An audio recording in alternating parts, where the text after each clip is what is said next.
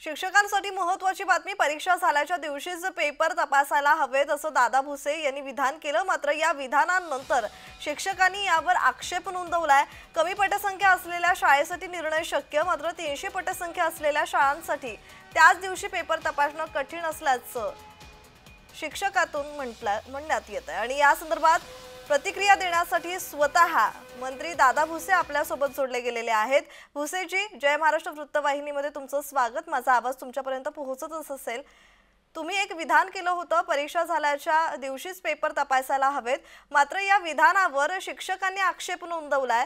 त्यांचं असं म्हणणं आहे 300 पटसंख्या असलेल्या शाळांसाठी त्याच दिवशी पेपर तपासणं कठीण आहे। या संदर्भात आपली प्रतिक्रिया। सर्वप्रथम तर मी आपल्या सर्वांना जय महाराष्ट्र बोलतो जी। मी असं स्टेटमेंट केलेलं आहे की ज्या दिवशी आपली परीक्षा होते जी त्या दिवसापासून आपण पेपर तपासू शकतो।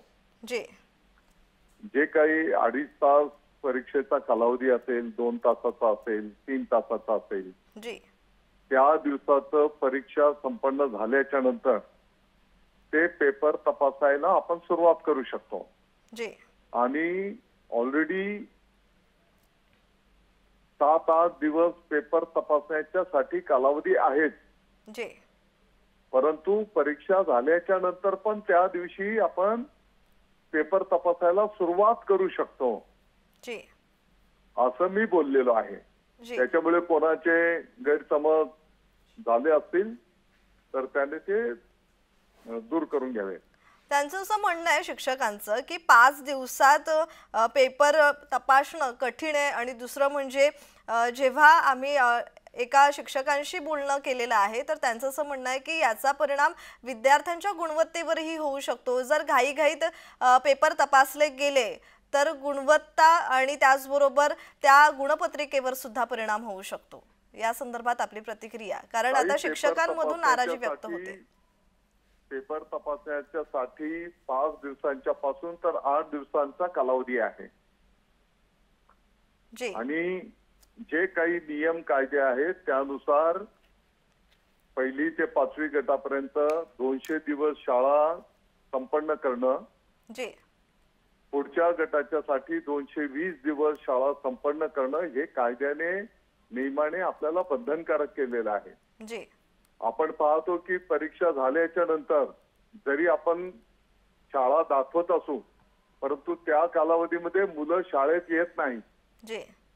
आणि आजही आपण पाहतो अगदी ग्रामीण भागाच्या पासून तर मोठ्या शहरांच्या पर्यंत अनेक विद्यार्थ्यांना वाचता येत नाही, अनेक विद्यार्थ्यांना गणितामध्ये पाठीमागे आहेत। तर पूर्ण अभ्यासक्रम त्यांना मिळाला पाहिजे। मुख्य प्रवाहामध्ये ते सगळे विद्यार्थी आले पाहिजेत, यांच्यासाठी ही व्यवस्था आहे। जे काही जाणीवपूर्वक कोणाला त्रास द्यायचा आहे किंवा काय अशातला काही भाग नाही।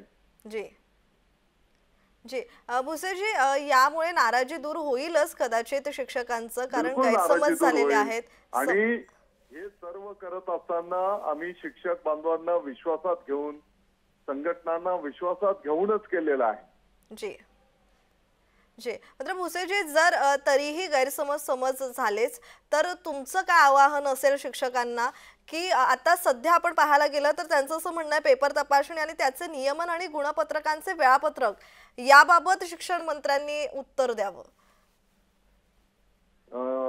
माझी आणि विभागाची चर्चा करण्याची तयारी आहे।